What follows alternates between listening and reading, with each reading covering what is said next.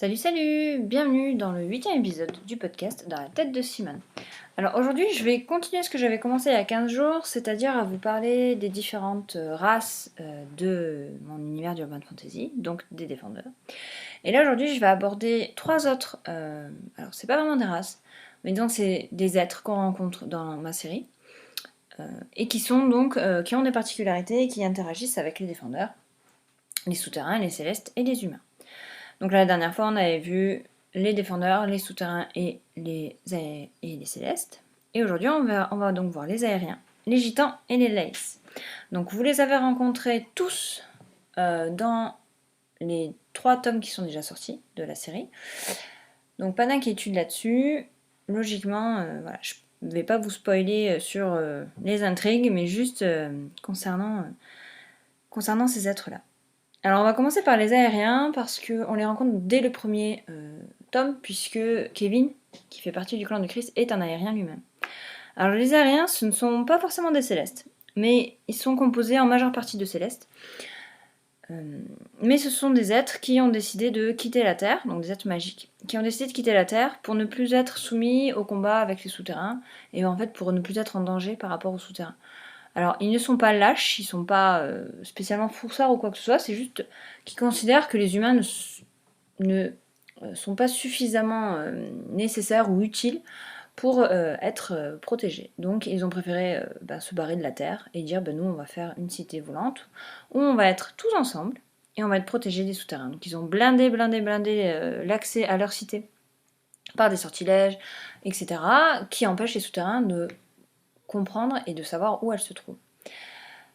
Donc, cette cité s'appelle Ezeldar. On la voit dans le premier tome, puisque Chris et Kevin y partent pour avoir des informations. Et donc, à l'intérieur d'Ezeldar, les aériens vivent tous plus ou moins en harmonie. C'est une société qui est basée sur l'intelligence, c'est-à-dire qu'en fonction de votre intelligence, vous avez telle ou telle place dans la société. Et elle est gouvernée par un conseil de scientifiques qui sont parmi les plus intelligents et réputés de la cité. Donc c'est des castes, essentiellement, en fonction de l'intelligence. Les enfants sont des tout petits classés en fonction de leur intelligence et vont ensuite grandir et rejoindre leur caste d'origine. Alors, ils peuvent avoir des interactions, les castes ont des interactions les unes avec les autres. Hein. C'est pas des castes fermées, voilà, on peut se marier entre castes, voilà. Simplement, effectivement, en général, on se marie à l'intérieur de sa caste parce que on ne peut pas, quand on est intelligent, on ne peut pas faire un mauvais mariage avec quelqu'un de moins intelligent. C'est relativement mal vu, même si ça se fait. Donc, alors, comme les aériens sont relativement protecteurs et qu'ils ne veulent pas que leur cité soit soumise au souterrain, on peut quitter Ezeldar. C'est-à-dire quand on est né à Ezeldar comme Kevin et qu'on veut partir, on a tout à fait le droit. Le problème, c'est que comme les aériens sont farouchement, on va dire, paranoïaques, ils font en sorte que les informations qui vont descendre sur Terre par le biais d'une personne sont protégées. Et donc, ils vont soumettre la personne qui souhaite partir à un lavage de cerveau pour enlever toutes les informations capitales qu'il pourrait connaître.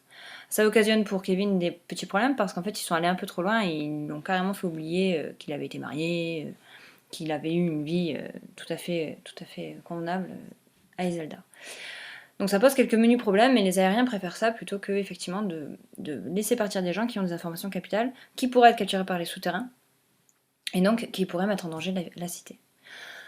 Ezeldar, c'est pas non plus une cité fermée, puisque les aériens acceptent d'accueillir n'importe qui veut venir vivre chez eux. Donc que ce soit des souterrains, que ce soit des humains avec des pouvoirs magiques, que ce soit des célestes, tout le monde peut y aller, même des défendeurs. Tout le monde peut y aller, il suffit juste de se soumettre à une procédure qui va être assez longue, puisqu'ils vont déterminer si vraiment vous êtes là pour, surtout si vous êtes souterrain, pour être protégé et non pas pour vous infiltrer. Et ensuite, vous allez être sélectionné en fonction de votre intelligence pour savoir votre place dans la société. Alors, ils n'ont pas toujours fonctionné comme ça. À un moment donné, ils parquaient les individus qui voulaient les rejoindre dans une zone de la cité qu'ils appelaient la cité des étoiles. Et ça a engendré des tensions assez importantes. Ce qui fait que ce quartier a été considéré finalement comme un peu perdu. Donc les gens qui y habitent sont surnommés les perdus. Et ils vivent un petit peu au banc de la société des Eldar. Et du coup, les nouveaux entrants arrivent directement et sont intégrés directement dans la société des Eldar. Ça évitera ce clivage entre, on va dire, pure souche, aériens pure souche, ceux qui sont nés à les Eldar et ceux qui y viennent.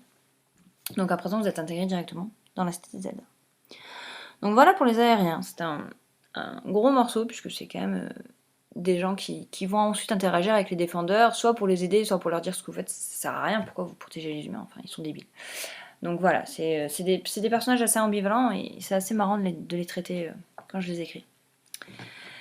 Donc ensuite, à côté des aériens, on a les gitans. Donc les gitans, pareil, on les rencontre très tôt puisque Saphir est elle-même une gitane. Alors les gitans sont très particuliers parce qu'ils ne sont pas célestes, ils ne sont pas souterrains, ils ne sont pas humains. Ils sont répartis en tribus en fonction de leur capacité.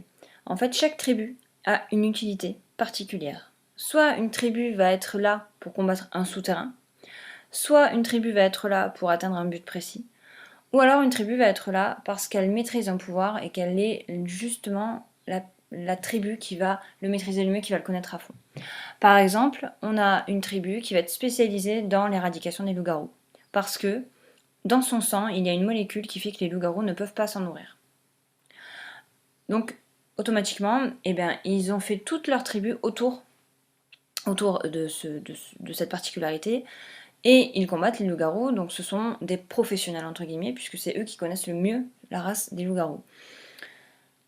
La tribu de Saphir, par exemple, elle, c'est complètement autre chose.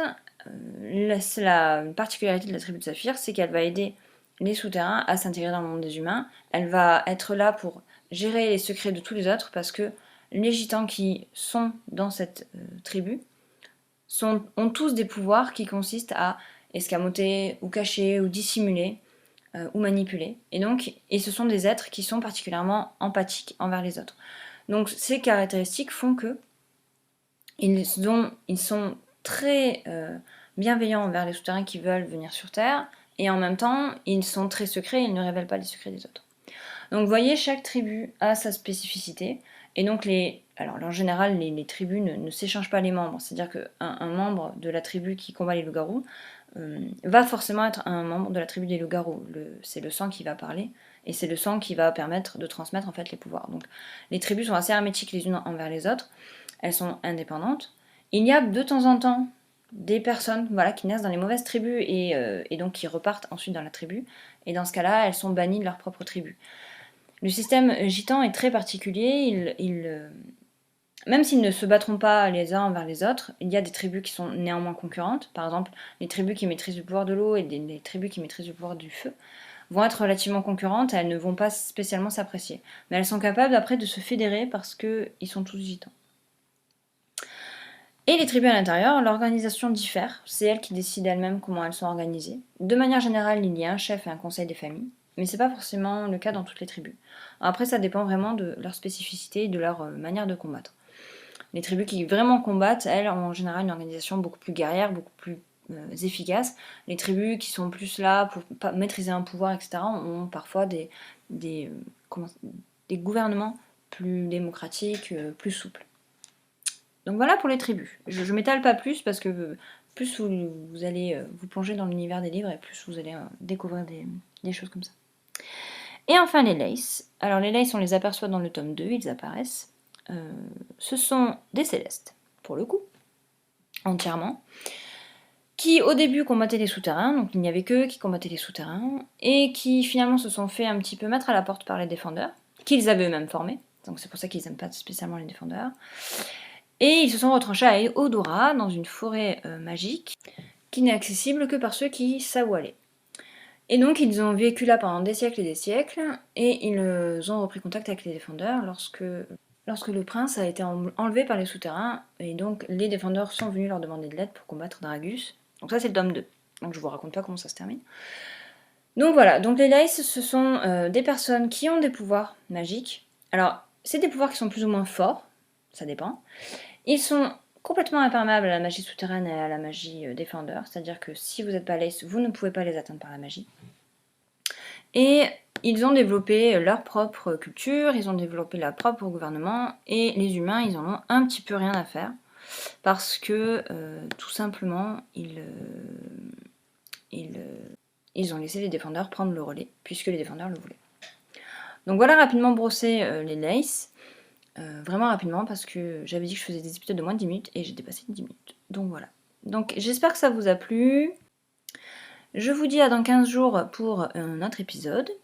Je sais pas encore de quoi je vais vous parler, j'ai plusieurs idées, donc je laisse le suspense. Je vous souhaite 15 jours super et à bientôt. Bisous bisous.